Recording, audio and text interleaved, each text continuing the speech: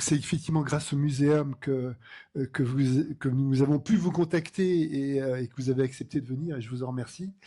Donc Ludovic Orlando est donc le patron du labo de génétique. Alors, j'ai oublié, mais donc on y reviendra, historique en particulier, qui a fait la une de Nature il n'y a pas très longtemps, et donc qui a fait un certain nombre de découvertes remarquables autour en particulier de la domestication du cheval, je pense en changeant complètement la vision qu'on peut avoir sur cette domestication. Et donc effectivement, j'ai eu l'occasion d'assister à la conférence au muséum qu'il a faite il y a quelque temps, qui était une conférence un peu longue, et il a accepté de faire une petite introduction en une demi-heure, c'est l'objectif, pour vous présenter les points essentiels, disons, de ces découvertes, et puis en essayant de les adapter un petit peu avec notre colloque d'aujourd'hui. Voilà. Et donc voilà, je vous passe la parole. C'est très court, mais Merci infiniment. Merci de me recevoir. Je suis ravi d'être là parmi vous. Bonjour à toutes et à tous. Je vais vous parler aujourd'hui d'une espèce qui me fascine depuis une quinzaine d'années maintenant, le cheval, qui n'était pas une espèce évidente pour moi au départ. Je veux dire par là que je suis pas né dans le monde du cheval. J'ai même pas grandi amoureux du cheval étant adolescent. Et en fait, ça a été l'histoire pour moi d'une rencontre scientifique, le cheval, qui nous a amené à s'intéresser plus largement au rapport des humains avec les animaux non humains et plus généralement avec le vivant qui nous entoure. Alors je vais essayer, je vois bien l'alerte de respecter les 30 minutes, moi qui suis bavard. Donc je vais commencer par quelque chose d'assez simple en fait, pour passer les diapos, voilà, très bien. C'est que le cheval, en fait, le chiffre est faux, d'ailleurs c'est 60 millions qu'il faut retenir, il n'y en a que 60 millions dans le monde aujourd'hui, et ça veut dire qu'il y a plus de Français sur Terre qu'il y a de chevaux. Or, c'est une espèce qui a été très importante dans notre histoire. En fait, aujourd'hui, on en entend parler essentiellement pour ce que vous voyez, le cheval, c'est-à-dire essentiellement le monde hippique, en tout cas pour le monde occidental. Et en général, on n'entend pas parler plus du cheval, sauf si certaines courses hippiques se distinguent par d'autres attributs que la dimension équestre, en l'occurrence. Donc, mais cependant, dans l'histoire de l'humanité, le cheval, c'est à peu près l'histoire telle qu'on l'a définie ou telle qu'on l'enseigne aujourd'hui, puisque le cheval, il nous a donné, vous le voyez, la mobilité rapide, je devrais dire, et en nous donnant son énergie, il nous a transmis aussi une capacité de réinventer le monde de la guerre. Et donc, quand il nous a donné l'énergie pour se déplacer, au-delà de déplacer nos corps, mais nos cultures, nos religions, nos mondes pathogènes, les maladies contagieuses, au-delà de déplacer tout ça, il a permis aussi de déplacer l'instrument de la domination, l'instrument de la guerre. Très bien. Et donc, ça veut dire que si on cherche à comprendre l'histoire des chevaux, en fait, ce qu'on comprend en filigrane, c'est l'histoire des humains qui va avec eux, en tout cas depuis au moins plusieurs milliers d'années, j'y reviendrai. Alors, pensez, pour finir de vous convaincre de ça, que, en fait, dans l'histoire, si on enlève les chevaux, il n'y a pas de Gengis Khan, il n'y a pas de ce grand empire transeurasiatique du XIIIe siècle, qui existe et qui arrive jusqu'aux portes de l'Europe, sans le cheval et les qualités équestres d'Alexandre le Grand, il n'y a pas... Pardon, ce truc-là répond avec un délai. Sans le cheval, il n'y a pas Alexandre le Grand, donc il n'y a pas le grand empire de Macédoine, on est là au IVe siècle avant notre ère, et donc si bien que très souvent, je m'amuse à faire ce petit jeu quand j'en ai le temps. Si je vous demande de penser à un moment de l'histoire que vous appréciez particulièrement, eh bien très souvent vous vous rendez compte qu'il y a un cheval derrière ce moment-là de l'histoire. Donc derrière les humains se cache très très très souvent un cheval. Et pourtant, malgré cet impact sur notre propre histoire, des questions aussi triviales que quand a-t-on domestiqué le cheval, où a-t-on jamais fait ça, et puis comment surtout a-t-on réussi à transformer un animal non humain, entrer en communication avec cet animal, de telle sorte à développer une alliance bioculturelle. C'est des questions qui restaient absolument sans réponse, et là je dois vous surprendre en disant ça, jusqu'en 2024 à peu près, jusqu'à il y a finalement très très peu, jusqu'à ce que la recherche la plus contemporaine s'empare de ces questions-là. Alors il y a beaucoup de raisons pour lesquelles ces questions-là restaient sans réponse, hein. Je vais vous en égrener quelques-unes.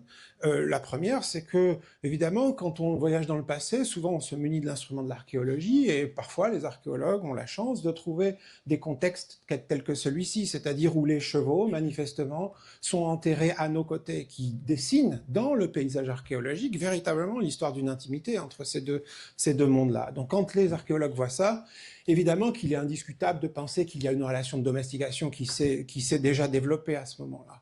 Donc quand les archéologues trouvent ça, finalement, c'est assez facile pour eux de dire, à ce moment-là du monde, de l'histoire, à ce moment-là, à cet endroit-là du monde, eh bien, des chevaux domestiques existaient déjà. Mais le problème, c'est que ce genre de découverte et ce genre de contexte archéologique, c'est pas le contexte archéologique le plus fréquent, et très souvent, vous trouvez les chevaux, en fait, sans corps humain associé. Et donc, devez-vous voir ici des chevaux nécessairement domestiques, ou plutôt des chevaux qui auraient été chassés en masse et déposés, laissés au monde archéologique jusqu'à nous. Et donc, si on n'arrive pas à répondre à cette question, sont-ils domestiques ou pas, eh bien, ça veut dire que la cartographie des mondes domestiques dans le passé n'est pas si évidente à faire. Et en absence de carte, eh bien, c'est difficile de comprendre où et quand diable cela a-t-il pu commencer. Mais il y a d'autres indices que le simple site de découverte qui peut informer les archéologues, notamment les archéozoologues savent bien que en regardant les mandibules, donc la partie inférieure de la mâchoire des chevaux, notamment cet endroit où typiquement vous glissez le mors, pour celles et ceux qui font du cheval ici, pour contrôler les mouvements du cheval, eh bien, à cet endroit-là, si le cheval a été monté de manière chronique pendant sa vie, eh bien, se développe une sorte de facette d'usure que vous voyez ici sur les prémolaires 2, celles du bas, celles qui sont au contact des morts. Et dès lors que les archéozoologues trouvent ça, bah, ils ont de la chance parce qu'ils peuvent dire ce cheval-là, à coup sûr, était monté. Donc s'il était monté, il n'y a pas de monde cavalière sans domestique, de fait. Donc ça veut dire que ce cheval a été domestiqué, donc que la domestication avait bien eu lieu déjà à cet endroit-là du monde, à ce moment-là du passé. Alors, au-delà de ces indices biologiques, évidemment que les archéologues peuvent s'emparer d'autres indices, les indices qui sont plus du monde culturel, en particulier quand ils ont la chance de retrouver, outre le corps du cheval lui-même, tout l'attirail de son équipement équestre. Vous voyez ici des selles absolument fascinantes, vous voyez ici l'école déjà montée, à nouveau présent, et puis vous voyez les étriers qui sont encore en place. Donc, de la même manière, le monde de la culture, et pas que celui des corps, eh bien, il peut renseigner sur cette affaire de quand, où et comment ça a pu se passer. La culture matérielle est très diverse chez les chevaux. Les représentations artistiques dont on vient d'entendre parler, là, il y a quelques minutes de cela, aussi informent la recherche, évidemment. Elles nous apprennent ici, par exemple, que la dynastie Jin de l'Est, on est dans le IIIe siècle de notre ère, du temps de Rome ici, sous nos latitudes, eh bien, il y avait de la monte cavalière qui s'appuyait sur des étriers déjà à cette époque-là. D'ailleurs, quand je dis déjà, c'est quasiment le plus vieil étrier du monde que vous voyez là, puisque c'est au tout début de notre ère que les étriers sont apparus, finalement assez tardivement. Ou alors d'autres pièces mobilières comme ces joyaux sites de l'empire site des steppes d'Asie centrale de l'âge du fer, eh bien, nous renseignent que ces gens-là étaient capables de monter à cru. Donc vous voyez qu'il y a beaucoup d'indices qui peuvent renseigner l'archéologie, l'historien et le chercheur ou la chercheuse qui veut s'intéresser à ces questions. Mais le problème, c'est que ces indices sont par nature fragmentaires, puisqu'il s'agit d'un monde ancien, donc archéologique. Deuxièmement, ils sont rares, pas que seulement fragmentaires, c'est parce qu'ils sont rares, parce que les gens n'ont pas fait le travail encyclopédique, au moment où ils domestiquaient les animaux, de documenter tout cela par l'ensemble de ces ressources. Et d'autre part, il y a fort à parier que la domestication des chevaux, c'est quelque chose qui prédate l'invention de l'écriture humaine, donc il n'y a même pas de texte, de ressources textuelles qui vont nous renseigner sur la question. Et donc, en absence de l'ensemble de ces sources, vous comprenez intuitivement pourquoi, pendant plus d'un siècle de recherche, eh bien, ces questions sont restées en suspens. Et donc, nous, l'approche qu'on a développée dans notre laboratoire, c'est de se dire, évidemment, n'ignorons aucune de ces sources-là, mais essayons d'en ajouter une. La source qu'on a ajoutée, c'est la source de l'ADN, que vous reconnaissez ici. ADN prélevé dans les corps vivants des chevaux, aujourd'hui, mais ADN prélevé dans les corps anciens des chevaux archéologiques. Parce que oui, l'ADN voyage dans le temps jusqu'à nous et peut même être retrouvé jusqu'au-delà d'1 million d'années, voire même 2 millions d'années dans certains cas. Autrement dit, si on arrive à voyager jusqu'à 2 millions d'années, vous me suivez, 2 millions d'années, notre espèce n'existait pas. Donc ça veut bien dire qu'on arrive dans l'échelle temporelle qui, de toute façon, prédate la domestication. Donc on va pouvoir rejouer le film dans son entier depuis ses débuts. Alors, c'est quoi l'ADN d'un cheval? Deux mots, sans vouloir être trop professoral ici.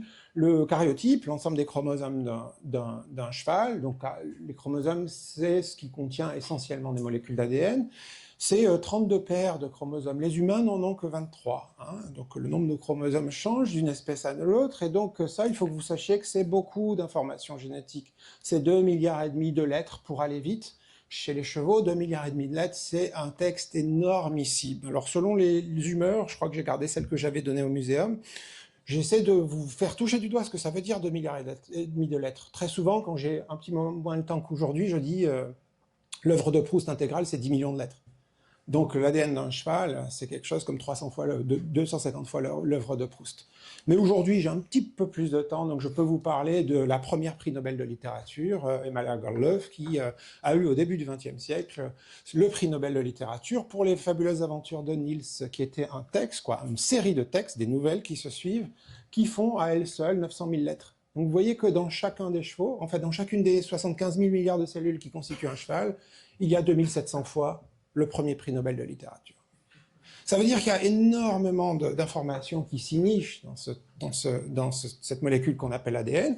Et donc notre pari a été assez simple au fond, c'est de se dire, puisqu'il y a autant d'informations, peut-être que là-dedans, il y a une sorte de ressource que l'on va pouvoir décrypter, qui va nous raconter l'histoire depuis ses débuts pour une raison très simple. C'est que le cheval était là depuis les débuts. Donc s'il y a une source qui par nature, et littéralement par nature pour le coup, puisqu'il s'agit de la biologie là, peut nous raconter ce qui s'est passé, c'est celle qui l'a transformé au cours du temps et qui a modifié sa trajectoire biologique, donc l'ADN. Alors, je vous disais, l'ADN, il survit au-delà du million d'années. En fait, les records mondiaux de l'ADN le plus vieux, c'est 2 millions d'années à l'heure où je parle. Et ça se travaille dans les laboratoires tels que ceux qu'on a eu la chance de développer ici à Toulouse, au Centre d'anthropobiologie et de génomique de Toulouse, le CAGT. Pour ceux qui ont fait de la biologie une fois dans leur vie, CAGT, c'est les 4 lettres de l'ADN, d'où qui ont donné le nom à notre laboratoire. C'est des laboratoires qui, en fait, sont des laboratoires très aseptiques, pour une raison qui va peut-être vous surprendre, mais c'est que l'ADN est partout. L'ADN a été retrouvé jusque dans la troposphère, votre ADN et le mien va rester ici pendant plusieurs heures, il y a l'ADN des humains que nous sommes, mais il y a l'ADN de toutes les cohortes d'espèces qui vivent dans l'environnement autour de nous, y compris nos domestiques, donc vos chats, vos chiens, embarquent votre ADN avec eux, et vous embarquez leur ADN avec vous, si bien que nous, dans les laboratoires, on ne veut pas confondre l'ADN d'hier avec l'ADN d'aujourd'hui, il faut savoir qui est qui, donc on travaille dans des laboratoires spécifiquement dédiés à ça. Ça veut dire qu'on s'équipe pour protéger nos expériences plus que pour nous protéger nous-mêmes, protéger nos expériences de notre propre ADN. Et puis on décontamine tout ce qu'on manipule avec des traitements ici ultraviolets, donc irradiants, ou des traitements chimiques. Mais au bout du bout, notre travail est finalement simple, il consiste à détruire des pièces archéologiques. Alors, je dois m'empresser de vous raconter qu'on ne détruit pas la totalité des pièces archéologiques, sans quoi ce serait un petit peu difficile de convaincre quiconque qu'il faut faire ça. On a besoin juste de 50 mg à peu près de pièces osseuses ou dentaires du passé pour retrouver les 2,5 milliards de lettres dont je vous parlais. 50 mg, c'est moins que ce qu'il faut pour faire des radiocarbone datation, donc en réalité, cette technique est complètement compatible avec l'ensemble d'enregistres, disons, géochimiques appliqués au monde archéologique. Et qu'est-ce qu'on fait ensuite? En gros, on dissout la poudre sous forme de liquide. Les liquides, ça se manipule facilement, c'est moins volatile que la poudre. Et donc, au final, on manipule ces molécules pour les mettre sur ce genre de machines qui sont des séquenceurs à très très haut débit pour cette génération-là, qui est une des toutes dernières générations. Mais ils sont capables surtout de produire 52 milliards de réactions de séquence, donc de séquençage de molécules d'ADN, tous les 2 jours. Ce qui veut dire que les 2,5 milliards, on a la capacité physique aujourd'hui de les générer très très facilement, quoi. Et donc, puisqu'on fait ça, notre idée est finalement de se dire allons retrouver l'ADN dans le passé. Mais le problème, c'est que cet ADN dans le passé, vous le comprenez bien, il a une chimie qui est un petit peu particulière, il est vieux, il est très vieux même parfois. Donc, il ne va pas nous donner des informations, des 2,5 milliards de lettres en un coup. Il va falloir s'y prendre par des milliards de réactions pour le coup, parce que les molécules sont découpées en tout petits bouts. Et donc, vous voyez que ça, c'est un texte d'une molécule d'ADN ancienne, Mais les molécules d'ADN anciennes nous viennent que par petits bouts. Vous voyez ici qu'il n'y a pas 2,5 milliards de lettres, hein, que j'ai représenté quelque chose comme peut-être 50 à 80 lettres. Là. Donc pour retrouver les 2,5 milliards de lettres, eh bien, il va falloir ordonner ces petites réactions de séquence les unes par rapport aux autres. Et pour ça, on s'appuie sur un génome de référence qui est le génome d'un étalon, en fait, d'une jument pur sang anglaise qui vit quelque part en Amérique du Nord. Donc à partir de maintenant, on peut comparer tous les chevaux anciens pour l'ADN ou les chevaux actuels, puisqu'on les compare tous à la même jument qui vit quelque part non loin de New York. Donc pour vous donner une idée, les informations qu'on obtient sont de cet ordre, toutes mélangées, des petites bribes d'informations, mais une fois qu'on les a remises dans l'ordre, eh bien, ces petites informations, elles commencent à nous dessiner la silhouette de quelqu'un dans le passé. Alors parfois, pas de manière très très claire, hein, parce qu'il manque de l'ADN, il ne survit pas tout le temps, mais parfois l'ADN est pas mal, donc on arrive à avoir une vision jusqu'à très précise de la biologie de ces individus défunts. Et en particulier, typiquement la biologie, par exemple des traits. Alors un trait pour un biologiste, c'est quelque chose qui est observable ou prévisible avec les yeux ou avec des instruments. Eh bien ici, un trait qui serait prévisible pour les chevaux anciens, c'est la couleur de leur robe, par exemple.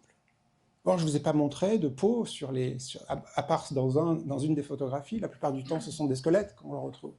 Donc vous voyez qu'il y a des traits qui ne sont plus observables aujourd'hui, mais que l'ADN vous munit dans votre capacité à les redécrire. Des traits un petit peu plus surprenants parfois, tels que la vitesse de course des chevaux, tels que la capacité qu'ils ont à se mouvoir, à trotter à l'amble, par exemple. Hein. C'est pour les cavaliers et cavalières ici, l'amble, vous savez ce que c'est des pas qui sont latéraux chez les chevaux et non pas diagonaux. Hein. Donc on voit le mouvement grâce à l'ADN, ce qui est le paradoxe, alors que nos ressources sont mortes depuis très longtemps, statiques, dans les sédiments. L'ADN les fait revivre en quelque sorte, si je puis dire, dans leur mouvement et en fait dans leur peau et dans leur sang, dans leur corps. Mais l'ADN, il a une autre vertu, et c'est celle-là qui nous a aussi beaucoup intéressés dans cette histoire, que je vais vous raconter maintenant quant à ces résultats. C'est que l'ADN, non seulement il vous parle de l'individu que chacun d'entre nous peut être, notre biologie, la couleur des peaux, la vitesse, etc., mais il nous parle de nous, pas seulement donc des individus dans leur individualité unique et isolée, mais en fait il parle de la collectivité, l'ADN, parce que l'ADN c'est ce que nos parents nous transmettent à chacun, c'est ce que leurs parents leur ont transmis. Donc l'ADN c'est le support matériel de la généalogie, de l'histoire des familles nucléaires, de l'histoire des familles biologiques en fait. Si bien que si on a cette molécule qui est le vecteur des généalogies, qui enregistre les généalogies, alors on va pouvoir comparer les chevaux de famille en famille, de multiples familles en d'autres multiples familles, et donc retrouver l'histoire des populations, et finalement retrouver l'histoire de ces familles dans l'espace et dans le temps, donc rejouer le film de la domestication. Donc vous avez compris, notre programme était assez simple, parcourons le monde, séquençons tous les chevaux domestiques du monde actuel, trouvons ce qu'ils ont de commun génétiquement entre eux dans les 2,5 milliards de lettres qui constituent leur patrimoine génétique. Alors ces 2,5 milliards de lettres, très souvent, moi je les représente par une couleur. Elle est orange dans nos articles, donc je l'ai gardé orange ici, parce que c'est plus facile de visualiser une couleur que 2,5 milliards de lettres, évidemment. Et donc notre programme, c'est de se dire aujourd'hui, au temps zéro, voyons ce qui génétiquement est commun dans le monde à tous les domestiques, mais voyageons dans le temps. Peut-être au 19e siècle, peut-être il y a 1000 ans de ça, peut-être il y a 5000 ans de ça, et voyons où cette communauté génétique de l'orange, de ce qui fait un cheval domestique, eh bien, où elle était circonscrite, peut-être à cet endroit-là du monde, et si on remonte suffisamment loin dans le temps, eh bien peut-être qu'à un moment donné, on trouvera le berceau même de l'histoire de la domestication. Finalement assez simple, pourvu que la technologie vous accompagne. Et alors, cependant, c'est assez simple, mais ça a été quelque chose comme 15 ans du travail de moi devant vous, mais en fait, mon laboratoire, une soixantaine de personnes, mais surtout de 500 collaborateurs de par le monde. Donc c'est un travail qui a été colossal et qui, évidemment, a impliqué la belle aventure collective qu'est devenue la recherche moderne, plutôt qu'une recherche uniquement individuelle. Donc vous voyez que chacun de ces points, c'est tous les sites archéologiques où on a été trouver du cheval et faire la datation qui correspond et essayer de trouver l'histoire des débuts. On a trouvé les débuts dans une archive muséale assez curieuse, qui est un ancien kolkhoz soviétique retransformé en dépôt à la fois militaire et archéologique. Et dans l'une de ces boîtes, eh bien, il y avait l'ancêtre commun à tous les chevaux domestiques qui existent sur Terre aujourd'hui. Ces boîtes avaient été oubliées depuis les années 70, elles avaient été déposées dans cet endroit-là. Mais surtout, rendez-vous bien compte de ce que je viens de vous dire. Hein, c'est l'ancêtre de tous les chevaux domestiques qui vivent sur Terre aujourd'hui. Autrement dit, qu'on parle des Mérins des Pyrénées, ou que l'on parle des Arabo-Andalous, ou que l'on parle des Pasofino-Colombiens, de par le monde entier. Où est-ce qu'il se situait cet ancêtre? Eh bien, il se situait au nord du Caucase, dans les plaines, les steppes du sud-ouest de la Russie, les steppes pontiques, caspiennes pontiques. Et donc cet endroit-là du monde qui est finalement assez petit, d'une certaine manière, peut-être 400 km d'est en ouest et 200 km du nord au sud, c'est la prédiction statistique de l'endroit où tout a débuté. Donc la question du où, eh bien, on a pu y répondre de manière assez précise avec l'approche que je vous ai décrite. Cela dit, on a aussi la chance de pouvoir répondre au quand par là même. Pourquoi? Ben, c'est parce que nos fossiles, ou nos restes archéologiques, ils sont datés par la radiocarbone datation. Si je garde mon image des 2,5 milliards de lettres qui constituent les domestiques, la lettre orange, et que je projette le type domestique en fonction du temps, qui est l'axe horizontal, et que je zoome à l'endroit où tout se passe, vous vous rendez compte que les premiers domestiques n'apparaissent pas avant la seconde moitié du 3e millénaire avant notre ère, il y a 2500 ans avant notre ère à peu près. Et qu'à partir du moment où ils apparaissent, eh bien l'histoire n'est plus qu'un envahissement du monde par le cheval domestique et la disparition en parallèle d'eux du monde sauvage, en fait, qui constitue. Pour une raison simple, c'est que dès lors qu'on a domestiqué le cheval, c'est lui qui est notre atout, c'est lui qui est notre allié permanent pour faire la guerre, pour se déplacer, si bien qu'on en contrôle la reproduction pour le multiplier en très grand nombre. Donc le radiocarbone datation nous permet de dire quand. Mais en fait, il y a des informations génétiques bien autres que celles que je vous ai dit. Par exemple, la diversité génétique est directement corrélée avec le nombre de reproducteurs dans une population. Vous le comprenez intuitivement simplement, c'est que si l'humanité se résumait à nous, eh bien on ne résume pas la diversité globale de l'humanité. Donc plus on est nombreux, plus il y a de la diversité et réciproquement. Donc si on suit la diversité génétique comme un marqueur du nombre de reproducteurs, du nombre d'individus qui ont des enfants ensemble, au cours du temps, ici vous avez le 3e millénaire avant notre ère, eh bien on se rend compte qu'il y a un moment où il y avait finalement quasiment plus de chevaux disponibles qui se reproduisaient, à peu près quelque chose à l'échelle comme, allez, 4 à 500, tout au plus. Eh bien ça c'est le moment où précisément les proto-éleveurs ont décidé d'entreprendre un contrôle très précis, très systématique de la reproduction d'une lignée de chevaux particulière, celle qui deviendra domestique. Et donc ça, on appelle ça très souvent un effondrement lié à la domestication, un effondrement démographique lié à la domestication, et il aura fallu à peu près quelque chose comme 3 à 4 siècles, 300-400 ans à ces proto-éleveurs, pour arriver à maîtriser le processus de la reproduction de cette population-là, si bien qu'à partir d'un moment, ils ont en moins de 50 ans, ils ont pu en produire ad libitum à des échelles incroyables. Donc à partir du moment où la reproduction est contrôlée, eh bien, le travail de domestication peut faire son travail d'expansion, expansion numérique tout d'abord, je viens de vous le montrer, démographique, mais surtout expansion dans l'espace. Donc voici les steppes eurasiatiques que je vous montre ici. Le foyer était quelque part ici, si vous vous en souvenez, à l'instant. Eh bien, à la toute fin du 3e millénaire, 2100 ans avant notre ère, ou 2050 ans avant notre ère, vous voyez que ce cheval d'un type orange, donc domestique, eh bien, il est déjà en Anatolie, il est déjà au Kazakhstan, il est déjà aux portes de l'Europe. Si bien qu'en à peine un siècle, tout au plus, il a connu une expansion géographique démesurée. En 250 ans, il est déjà en Ibérie, pas loin d'ici, en fait. Il a déjà traversé la France. Donc autant il a fallu 3-4 siècles pour comprendre comment le domestiquer à ce moment-là, très précis, mais il nous a fallu bien moins que ça, 250 ans tout au plus, pour qu'on en fasse un instrument de mobilité à l'échelle globale. Et souvent, il m'arrive de dire que finalement le cheval, bien avant les avions, bien avant Internet, eh bien, ça a été l'un des premiers instruments de globalisation du monde, au sens d'accélérateur des échanges entre les peuples, bien entendu. Alors, il me reste la question du comment avec vous. Comment est-ce que ça s'est passé, ça? Je vous ai dit quand et où, mais je ne vous ai pas expliqué qu'est-ce qui a permis de faire ça.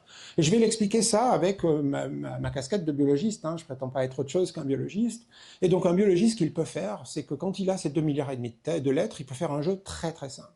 Il peut se dire, qu'est-ce qu'il y a de commun à cette lignée orange domestique qui n'a jamais été trouvée à de fortes fréquences chez les sauvages?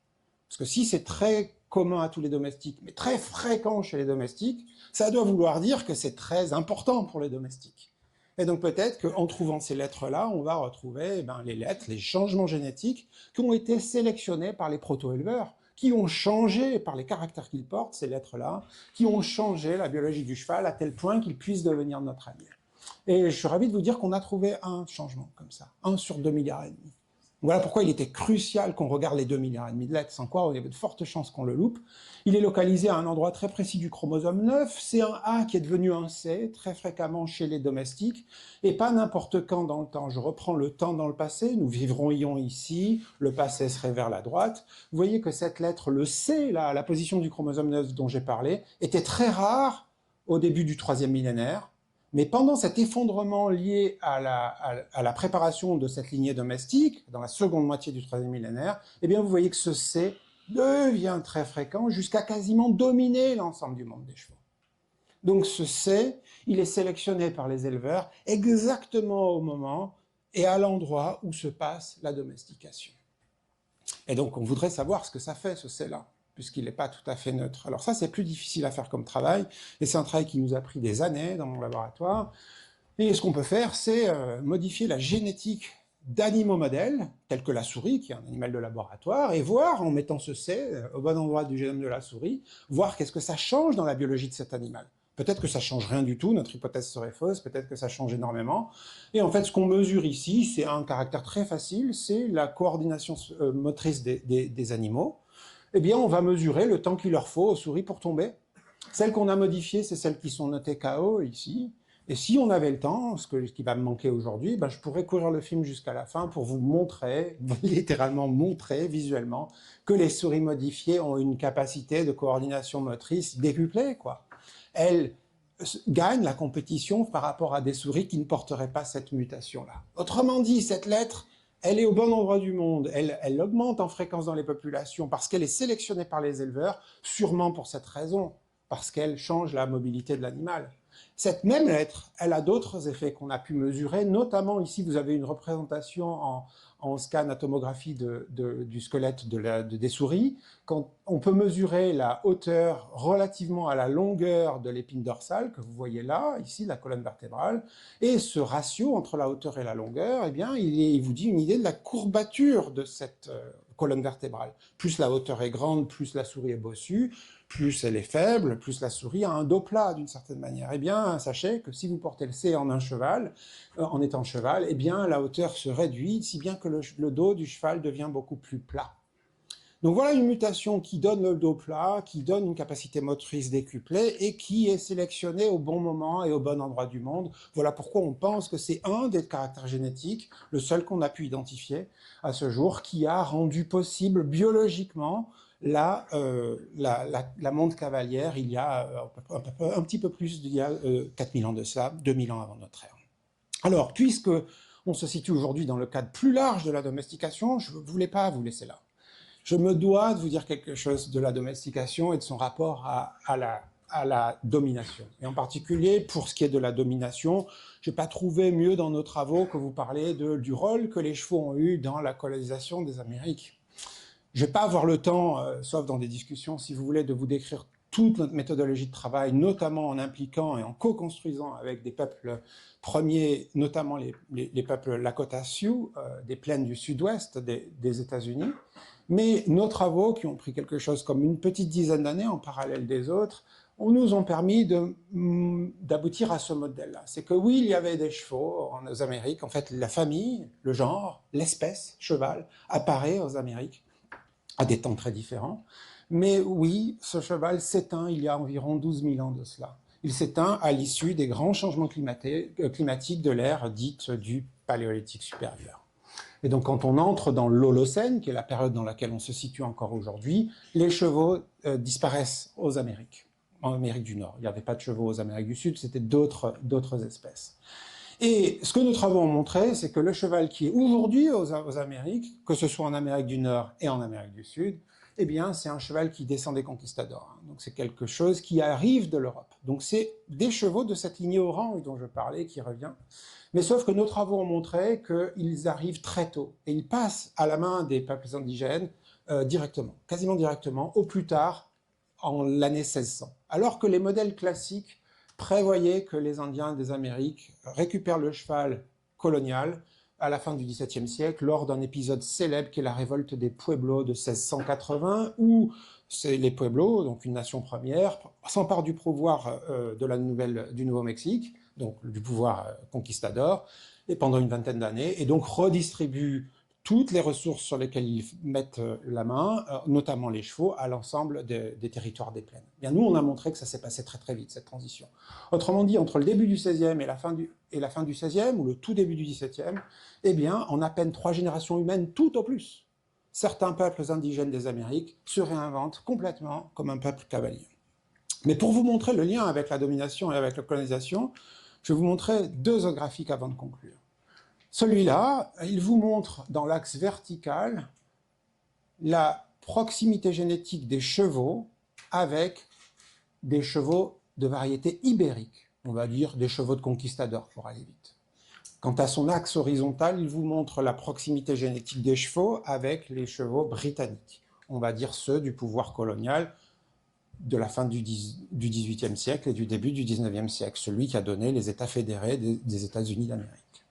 Eh bien, quand je montre la proximité génétique des chevaux qui vivaient entre le XVIIe et le XIXe siècle aux Amériques, uniquement eux, vous vous rendez compte qu'ils sont beaucoup plus ibériques qu'ils ne sont britanniques. Oui, ils appartiennent, ils sont dans le cadrage supérieur de ce graphique. Autrement dit, du XVIIe ou au XIXe siècle, un cheval provient essentiellement aux Amériques de chevaux ibériques. Ce sont donc des chevaux descendants des conquistadors, sans nul doute. Mais si je regarde à partir du 19e et du 20e, tout à coup, les chevaux, eh bien, ils apparaissent ici.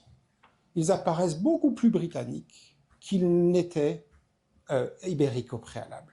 Ça vous montre donc, ce simple graphique, que la colonisation des Amériques, son histoire, elle a été jusqu'à réécrire 2 fois le patrimoine génétique des chevaux à l'échelle de continents entiers. D'abord ibérique, il devient, du fait des États fédérés et de la manne que représentent les relations commerciales avec l'Empire britannique, il devient de plus en plus britannique. Alors, évidemment, dans une conférence comme ça qui s'intéresse aux relations de la domestication, j'espère vous avoir ici permis de vous rendre compte à quel point la domestication, c'est une histoire qui modifie jusqu'à la biologie des corps. Évidemment, pas que la biologie des corps, la culture, l'organisation sociale, etc. Mais en particulier la biologie des corps. Jusqu'à l'ADN. L'ADN enregistre les effets coloniaux dans le cœur intime de la biologie des individus. Et c'est pas que vrai de la colonisation. Si je le projette maintenant à l'histoire globale de la domestication des chevaux, dans ce graphique, chaque point est un cheval ancien. Et dans ce graphique, 2 points sont d'autant plus distants qu'ils sont différents génétiquement. Donc des chevaux d'une même famille seraient superposés et des chevaux de différents continents pourraient être très très distants, si vous voulez. De cette diversité génétique que nous avons révélée dans nos travaux, en séquençant les chevaux qui existaient au XIXe siècle, il y a 4000 ans, il y a 10 000 ans, il y a 50 000 ans, c'est toute la diversité génétique qu'on a trouvée de par le monde, et bien de ça, après la domestication, il n'en reste que ça. Ça veut dire qu'en 4000 ans, l'impact de l'humanité sur cette espèce et a fortiori sur l'ensemble des autres espèces domestiques, pensez aux chiens, pensez à d'autres espèces, a été prodigieux.